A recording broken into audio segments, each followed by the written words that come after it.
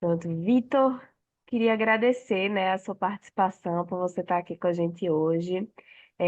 Tá tudo bem com você? Como é que anda a sua vida? Gabriela, já estamos no ar, né? Já. Eu que agradeço o convite, uma honra estar aqui para conversar com você e todas as pessoas que estão nos acompanhando.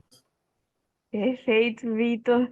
Eu já vou começar perguntando como é que você descobriu, né, a história da Confederação dos Tamoios. Eu queria até que você me ajudasse, né, a pronunciar, porque é complicado. É Tamoios? Eu falo Tamoios, mas Tamoios, né? acho que Como é que você depende do sotaque. Então, como é que você descobriu essa história? O que te inspirou, né, a escolher esse conflito como pano de fundo para a Guerra dos Mil Povos? Eu sempre gostei muito de história, sabe, Gabriela? Desde a adolescência, claro, gosto muito de literatura, né? Mas, durante boa parte da minha vida, a cada dois, três livros de literatura que eu leio um de história, para você ter uma ideia. Então, realmente, eu gosto muito de aprender e tal. Então, assim, eu já tinha me deparado com, com a história da Confederação dos Tamoios e sempre achei fascinante. Enfim, é um encontro aí de uma separação de mais de 10 mil anos entre a banda americana e a banda do resto do mundo da jornada humana, né, que foi separada na última era glacial, talvez com algumas poucas exceções aí. Então, aparentemente os vikings deram uma passadinha nas Américas durante a Idade Média, mas coisa muito rápida e também sem deixar uma marca profunda. Então a gente pode dizer que praticamente uma separação de mais de 10 mil anos entre as duas bandas. Então, assim, eu acho fascinante esse encontro, o que tem de diferente e o que tem de semelhante também entre um lado e o outro. Então, assim, e também é cheio de ação, tem muitas guerras, muitas batalhas, tem heróis dos dois lados, com décadas de grandes batalhas, né, tanto no todo o litoral brasileiro, do sudeste brasileiro, aliás. Então, assim, é simplesmente incrível. E eu acho que é uma história também importante para a gente, como povo, sabe, conhecer, a gente descobrir o nosso próprio passado. É verdade, é muito importante, né? Porque quem não valoriza o passado não constrói um bom futuro, né? O seu livro, ele apresenta, né, uma mistura que a gente pode até considerar muito única, né? De romance com contexto histórico. Como é que você equilibrou esses dois elementos durante a escrita? Assim, esse lance com certeza, quem não conhece o passado está condenado a repeti-lo, mas eu vou até mais além, viu, Gabriela? Eu acho que assim, a pessoa quando conhece o próprio passado e entende de onde ela vem, acho que é uma coisa até libertadora, sabe? Até para a nossa psicologia. Eu vejo que as pessoas, às vezes, quando leem meus livros, elas parece que elas, sabe, é como se elas se encontrassem, porque elas começam a entender muitas coisas que acontecem consigo e ao redor. Agora, a- o que acontece, a maior parte dos acontecimentos e a maior parte dos personagens também são históricos. Uhum. E aí tem alguns personagens secundários ou não ou nem tão secundários que são fictícios. E aí, assim, com esses personagens que não são históricos, é onde eu dou uma recheada na história para fazer uma Vai ficção bem tornar mais interessante de ser interessante, né? lida, sabe? Aí tem Aham. amor, descobertas pessoais e traições, porque apesar de ser um livro de ficção histórica e com pesquisa muito séria, a literatura é um momento de prazer, né? Então eu gosto de fazer aquela história que a pessoa não consegue parar de ler, que fica querendo saber o que vai acontecer depois, e será que o casal vai terminar junto, e o que será que vai acontecer, e quem vai morrer, entendeu? Então, assim, Uhum. é um livro para se divertir, é um livro para a pessoa conhecer, aprender, mas se divertir. Para mim, literatura é um momento de lazer. Ai, que ótimo. Então, a gente tem certeza de que vai ser uma ótima diversão também, com aprendizagem para quem for ler o livro, né? Eu queria saber também, você falou aí nessa questão de rechear, né?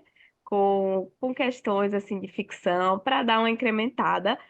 Quais foram os maiores desafios ao recriar esses cenários e os eventos, né?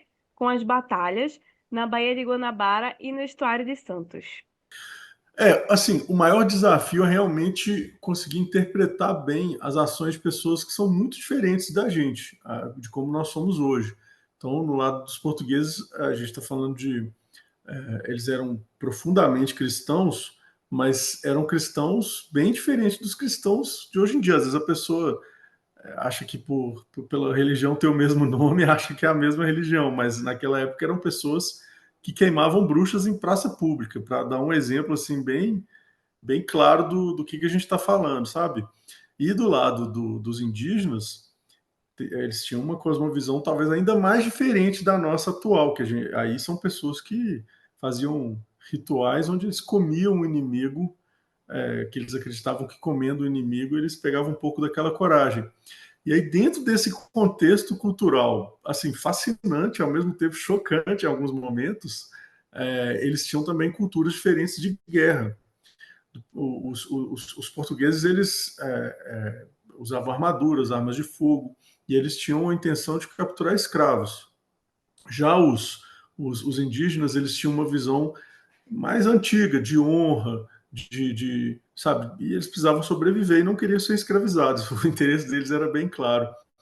Então, primeiramente, é muito interessante eu conseguir colher as informações que tem nas fontes do que aconteceu em cada dia, como foi, às vezes as descrições não são tão detalhadas, mas aí eu sempre gosto de visitar o local, de tentar encaixar exatamente cada coisa, cada movimento, cada situação no lugar concreto, lugar físico. Então, assim, a pessoa, por exemplo, que mora no Rio de Janeiro, ela certamente reconhece cada lugar onde os indígenas passam, que a cidade do Rio de Janeiro ainda não tinha sido fundada, ali eram tudo aldeias. Mesma coisa em Santos. Então, o maior desafio, primeiramente, é conseguir aprender mesmo, com honestidade e tentando julgar o mínimo possível aquelas pessoas que eram pessoas com uma visão de mundo bem diferente da atual, e ao mesmo tempo encontrar ali o que tem de, sabe, o que tem de humano e botar uma contra a outra de uma forma realista. E você acha assim, que tem, se for essa parte assim do realismo, de ser humano, que tem coisas que poderiam se encaixar na nossa realidade atual? Com certeza. Na verdade, eu diria até a maior parte dos traços das pessoas que viviam em outras épocas, eles são muito semelhantes. Então, assim, por exemplo, se eu te contar um caso de amor entre um rapaz e uma moça que se apaixonam, que se passa em São Paulo ou Salvador em 2024, em Roma Antiga, ou numa aldeia indígena antes dos portugueses chegarem, aquela história de amor ela vai ser familiar, todo mundo sabe o que é se apaixonar e, né? Então, se eu te mostro um pai com medo, ou uma mãe com medo do filho morrer na batalha, você vai logo entender. Claro, se fosse o filho meu, eu também teria medo. Então, apesar de que existem assim, dispositivos culturais bem diferentes, às vezes até meio bizarros assim, para a nossa cultura, por exemplo, queimar uma mulher no centro da cidade, ou comer alguém no centro da praça central da aldeia, apesar de serem costumes bem diferentes nesses dispositivos específicos, eram ser humaninhos como eu e você.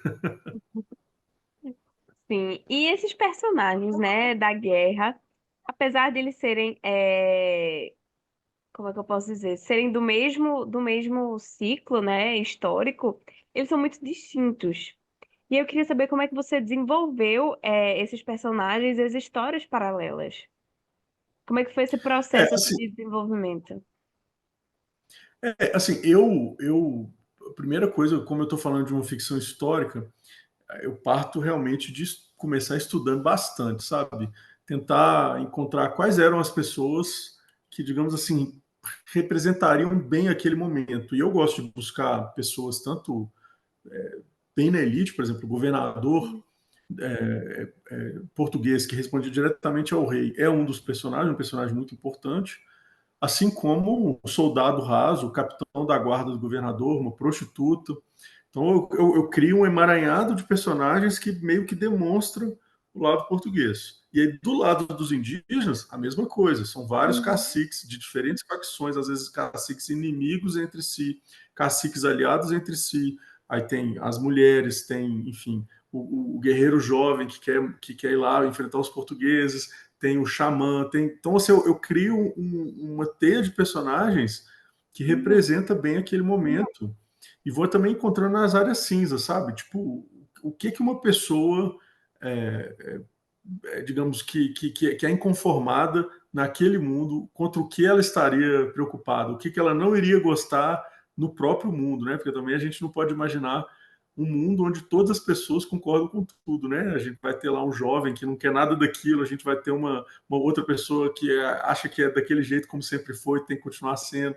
Então, eu vou Uhum. encontrando essas relações e gerando uma trama de, sabe, meio conflituosa como é a vida, né? E aí, tanto de um lado quanto de um outro, é tudo muito doído, muito crítico, muito, sabe, com tudo a perder, porque a gente está falando de Uhum. guerra e ao mesmo tempo tudo a ganhar. E, e aí depois que eu vou encontrando isso, aí eu vou afunilando, sabe? Tipo assim, essa pessoa, ela, o que seria mais interessante para a experiência do leitor? Essa pessoa ela seria tímida?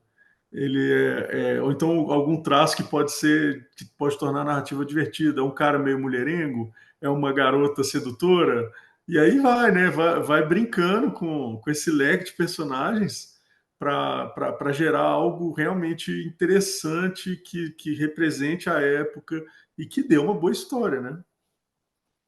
Perfeito. Você mencionou a importância da pesquisa histórica para o seu trabalho. Como é que foi esse processo de pesquisa para esse livro especificamente e como você equilibrou os fatos históricos com a narrativa ficcional? Assim, como é que a gente pode dizer, se você fosse colocar um percentual, por exemplo? Sim, primeiramente a pesquisa ela é fundamental. Assim, eu realmente eu acredito muito no poder da ficção em geral, não só da literatura, mas cinema, seriados, até mesmo games, que nos ensinam muita coisa. Assim, a gente está muito acostumado a ver ficção histórica de outros países, né? É, Europa medieval, Roma antiga, Grécia antiga, Guerra Civil Americana. A gente está acostumado a ver ou interagir com muito conteúdo de outros países.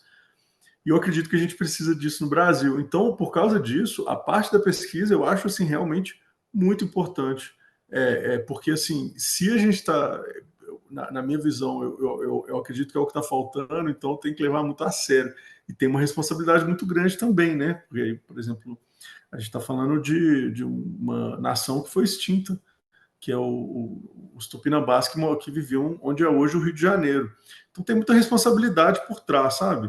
Eu sempre estudo, como eu já disse, eu amo história. Então, para mim é um momento muito bom.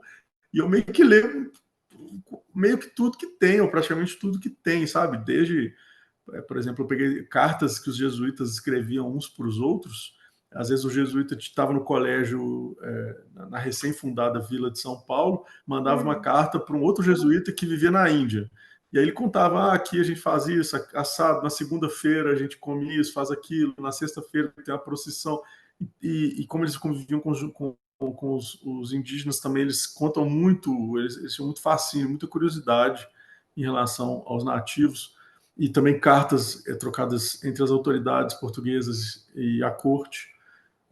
E aí também, claro, vários historiadores clássicos, modernos, contemporâneos, pesquisadores com teses. Então eu estudo bastante mesmo, sabe? E aí eu também vou nas locações, fiquei mais de 2 meses viajando, que também não é nada ruim, para conhecer cada uma das locações, depois conseguir colocar as cenas exatamente no mundo real, sabe? Uhum. O clima, a geografia, eu também acho bem importante. E ao final do processo, eu também tive a ajuda de dois historiadores que, muito gentilmente, me ajudaram a fazer um pente fino. Eles leram a obra de antemão para ver se não tinha nada fora do lugar, que foi o Glaucio Cerqueira e a Náuplia Lopes, que me ajudaram digamos, garantir, a ter certeza que eu estou entregando algo para o leitor realmente de qualidade. É, tipo, Agora, além da porcentagem. revisão, por exemplo, se além da revisão de edição, teve uma revisão histórica também.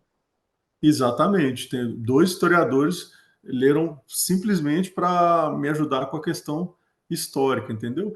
Até que, para te ser sincero, eles não encontraram assim nada, o que me deixou muito feliz. Mas me ajuda a ter certeza da qualidade do que eu estou entregando, sabe? Porque, enfim, o que eu tenho mais medo é, depois de tanto trabalho, às vezes tem uma coisa boba fora do lugar, sabe? Uhum, uma Então, palavra.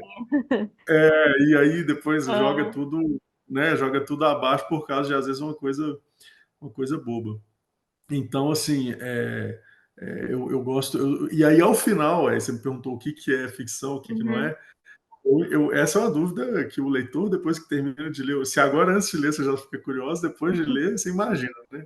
Primeira coisa que a pessoa faz é abrir o Google para começar a jogar o nome dos personagens para ver qual que é verdade, qual que é de história, Exatamente. qual que não é. Dá Então, o que, aquela que eu faço? conferida, assim. É, eu tenho uma nota histórica ao final do livro, eu até recomendo que leia no final, porque tem spoiler, né? Mas tem Uhum, gente que não dá conta, no meio do livro vai lá e lê a nota no final. Aí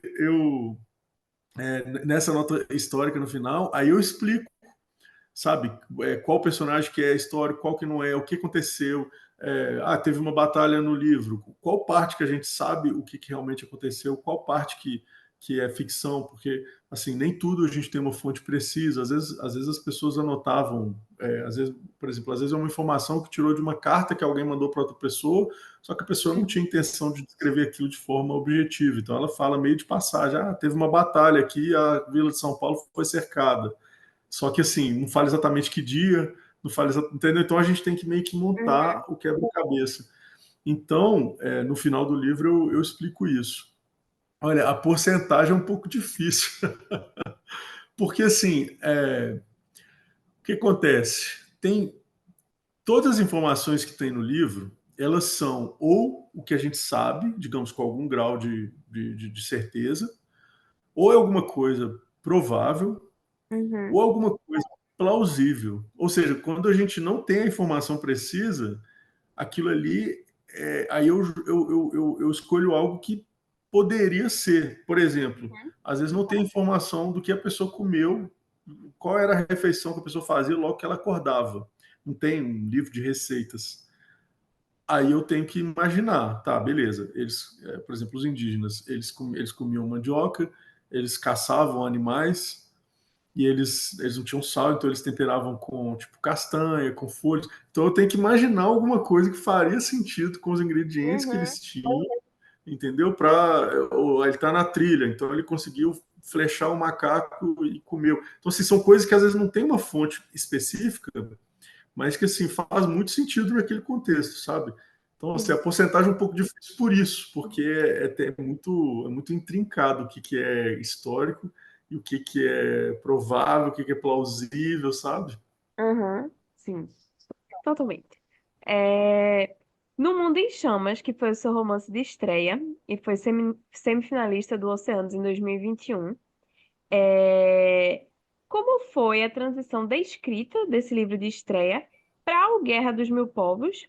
Se houve assim alguma mudança na sua abordagem, no seu estilo, esse momento de transição, como é que foi assim? Os dois livros são do mesmo gênero, né? São duas ficções históricas, enquanto Guerras Mil Povos conta a história da Confederação dos Tamoios, o Novo Mundo em Chamas ele se passa durante a Revolta de Palmares, que é uma Uhum, das maiores revoltas escravas da história, né? Que foram mais de um século de batalhas. De um livro para o outro, assim, eu, eu já ouvi falar de autores que às vezes só conseguem escrever um livro, sabe? E o meu livro, assim, eu fiquei muito feliz com o lançamento, tive reconhecimento da crítica, fui semifinalista do Censo, com os maiores prêmios em língua portuguesa do mundo, enfim, foi um best-seller, teve em primeiro entre os mais vendidos da Amazon, então fiquei muito feliz. E aí bateu um pouco de, nossa, não posso errar, né? Não posso entregar um livro que não, digamos assim, aquém da expectativa das pessoas que leram e gostaram. Então eu tracei a missão na minha uhum, mente assim, eu preciso fazer algo, pelo menos, que agrade o mesmo tanto, sabe? Então, assim, Só que assim, eu já cheguei muito mais maduro, sabendo muito melhor o processo, às vezes algumas coisas que funcionam, outras que nem tanto. Então, nessa de tentar fazer algo pelo menos compatível com o que as pessoas esperariam, hoje eu acho que eu acabei superando um pouco o meu primeiro livro. Eu vejo pelas notas dos livros na Amazon. Para mim, o Uhum. mais importante é o leitor, eu trabalho para o leitor, tá? Então, no meu primeiro livro, é uma nota muito alta, 4,8, uma nota rara, que gera 5 estrelas na Amazon, é uma nota bem incomum. E agora, no segundo livro, ele está com nota 4,9, então ainda melhorei de 4,8 para 4,9. E é realmente muito incomum um livro com nota 4,9, sabe? Quer dizer, E a gente sabe que quando se trata assim de livro e filme, cada décimozinho ele conta um reconhecimento a mais, né, do público que está lendo ou que está assistindo. ainda mais quando está bem lá no topo, né? Porque, Uhum. quer dizer, às vezes, no caso do. Só para ter uma noção, no caso do Novo Mundo em Chamas, a média de 86, 87% de pessoas dão nota 5 estrelas. No caso do Guerra dos Mil Povos, meu segundo livro, a média foi para 95% de 5 estrelas. Então, assim, meio que é, todo mundo que lê gosta. Então, fiquei muito feliz e um pouco aliviado também, porque como Uhum. literatura é um trabalho muito solitário, a gente passa por fases de insegurança, de falar, nossa, acho que esse negócio não está dando certo, isso não vai prestar. Aí, finalmente, eu passo para algum amigo, para o meu pai, sabe, para alguém ler, para minha mãe, aí eu começo a ouvir o que o pessoal está dizendo de volta, aí eu já um pouco mais, talvez tenha dado certo. Mas assim, eu realmente só fico, isso aconteceu no primeiro livro também. Eu Uhum. realmente, tanto no primeiro quanto no segundo livro, só fiquei assim tranquilo depois que eu comecei a retornar dos leitores que a turma estava gostando. Aí é um alívio grande. Mas assim, não tá nem nas nossas perguntas, mas eu queria saber, por exemplo, você falou que é um trabalho muito solitário, tem essa questão assim, né, dos questionamentos, das crises. Nesse processo, para quem está passando por esse processo, para quem quer passar por esse processo, se você fosse dar uma dica para essa pessoa, o que você diria? Assim, eu já, de tudo que eu já vi por aí, eu acho que essas coisas acabam sendo um pouco pessoais. Cada pessoa tem o seu processo, né? Então, assim, eu vou falar de mim, mas aí a pessoa, se alguém, quem estiver assistindo, vê se identifica, se faz sentido para Uhum. ela, né? O que acontece, assim, a literatura é algo muito solitário, assim. Eu vejo que se tem uma coisa que eu acho que funciona bem para mim, é justamente não ter certeza. Que eu vejo, às vezes, muitos autores me mandam mensagem, me pedem para ler o começo do livro deles, para ver se está bom, se não está. E eu sempre percebo assim, que a pessoa não tem um livro bom, mas não sabe. Eu prefiro você ter um livro bom e estar na dúvida do que você não ter um livro bom e achar que tem, sabe? Então, assim, eu acho que vale a pena, sabe, ao mesmo tempo que você precisa ter muita coragem para se expor, amar o que você está fazendo, gostar, apreciar o processo, o estudo, a criação dos personagens, a escrita, a revisão. Você tem que gostar muito e, assim, ter muita atenção para fazer um livro realmente bom. Por que eu estou dizendo isso? Por que eu estou frisando isso? Porque o leitor ele tem muitos livros bons para escolher, sabe? A gente tem séculos de produção literária. Não é igual o filme, quando você decide assistir um filme no cinema, você tem aquelas opções ali que estão em cartaz, né? 8 filmes. Aí você escolhe, eu quero ver uma comédia. Você tem duas opções. Livro não. Quando a pessoa decide ler um livro, ela tem séculos de produção literária ao alcance de um clique, né? Então, você realmente tem que escrever o melhor livro possível e assim, abrace a insegurança, não coloque, não deixe a certeza tomar conta de você, porque é melhor voltar e ver mais uma vez. Até que chega uma hora, que é o meu caso nas duas vezes, até que chega uma Uhum. hora, o que acontece comigo? Quando que eu falo assim, nossa, eu acho que está pronto agora. Não, por quê? Não é porque eu acho que está perfeito, porque não teria como melhorar. é porque chega uma hora que, assim, enquanto vai escrevendo, a história vai criando raiz e vai criando galhos na cabeça, sabe? E aí, tipo, eu até começo a esquecer as coisas de dia a dia aqui na vida real, começo a ficar meio desligado, porque, tipo, eu tô com muitas coisas acontecendo, muitos personagens, muitas pessoas ali, muitos embates, muitas coisas ao mesmo tempo. Então, tem esse momento que é, tipo assim, o filé, tá tudo pronto aqui. E aí, à medida que vai trabalhando e vai revisando e tal, vai melhorando. Só que chega uma hora, parece que a árvore seca. Parece que em algum momento, tudo que tinha sido raciocinado já não está mais tão claro, já começa a esquecer. Peraí, o que aconteceu ali? Aí você tem que consultar e tal. Chega uma hora que, se você continuar mexendo, você piora o livro. Então, você Uhum. fala assim: é isso. O processo está terminado enfim, com os defeitos e com as qualidades, está pronto. Comigo funciona assim. Uhum. Já que a gente falou, né, para quem gostaria de escrever, qual a mensagem ou a reflexão, né, que você espera que os leitores levem com eles do último livro, né, de Guerra dos Mil Povos? Eu acho que o mais interessante assim da minha obra para quem gosta do Brasil, sabe?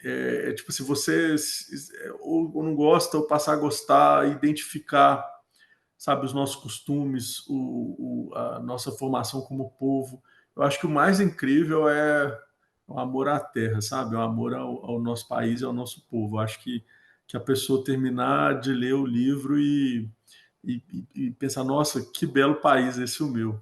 Que às vezes a gente desconhece a nossa história, aprecia ou admira coisas de países distantes, sabe? A pessoa gosta Uhum. de, às vezes, sei lá, religião druida da Inglaterra, nada contra, mas a gente tem uma mitologia brasileira com xamãs e com, sabe, com coisas acontecendo hoje que são simplesmente fascinantes. E a pessoa, às vezes, realmente nunca ouviu falar mesmo, porque não tem, não é nem culpa de ninguém, não tô nem, sabe? É que realmente. Uhum. Então, eu acho que o mais legal de ler um livro de ficção histórica, é por isso que eu faço, é o que eu gosto de entregar, é realmente a pessoa descobrir a si mesma. Como é que você acredita que essa ficção histórica pode contribuir para uma compreensão mais profunda, então, dessa história do Brasil por parte dos leitores?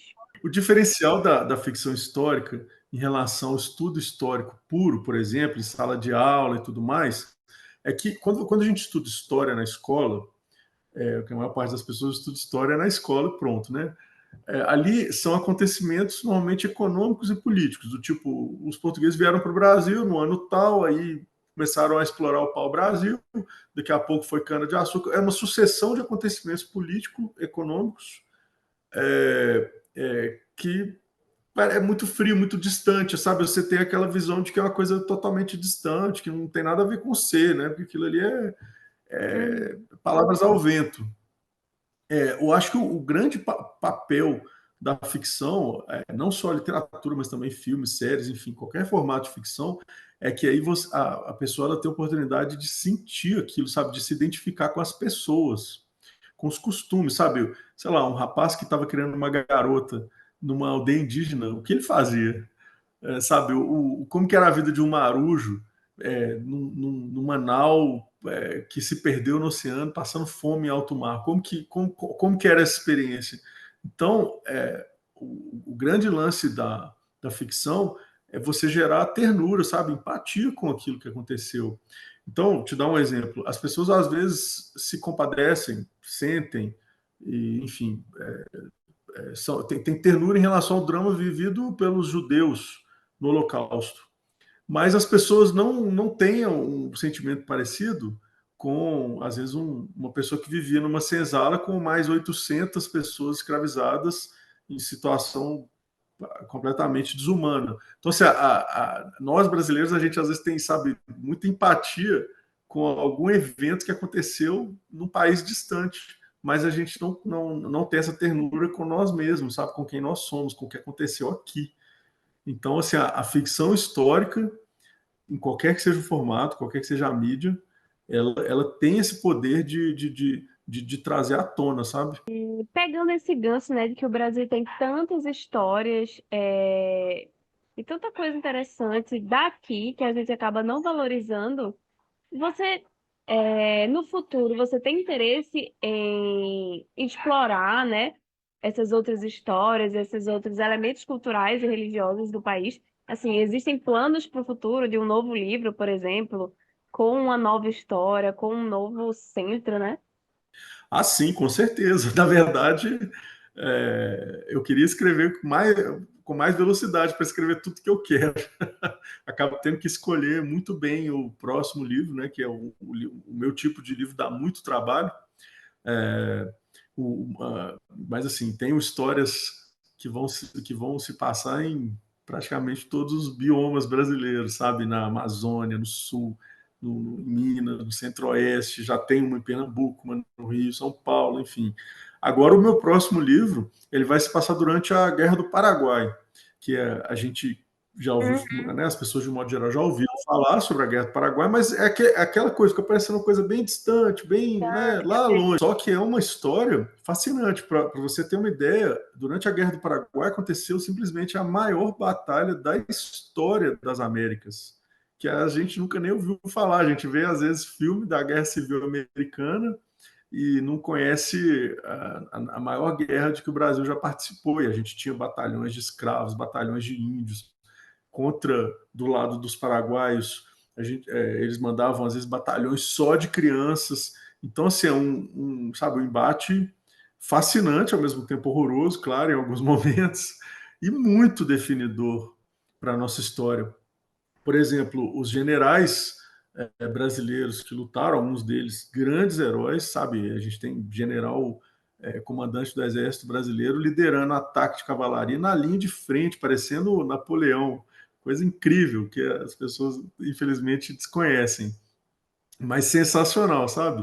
Uhum. E esses generais que lutaram com batalhões de escravos, por exemplo, quando eles voltaram para o Rio de Janeiro, que era a capital na época, essa visão de que os negros deviam ser escravos começou a não fazer tanto sentido se eles estavam lutando e morrendo na linha de frente pelo Brasil, né? Então é uma história assim. Pouco tempo depois a escravidão acabou muito em função da Guerra do Paraguai, que a gente não conhece, acha que o Brasil na verdade nem deveria ter lutado. É uma coisa, a gente tem uma visão muito estranha da nossa própria história, né? Enfim, não estou dizendo que guerra é bonito, mas ali tem coisas sensacionais acontecendo e definidoras para a nossa nação, sabe? Então, assim, nossa, tem muitas histórias muito incríveis pela frente.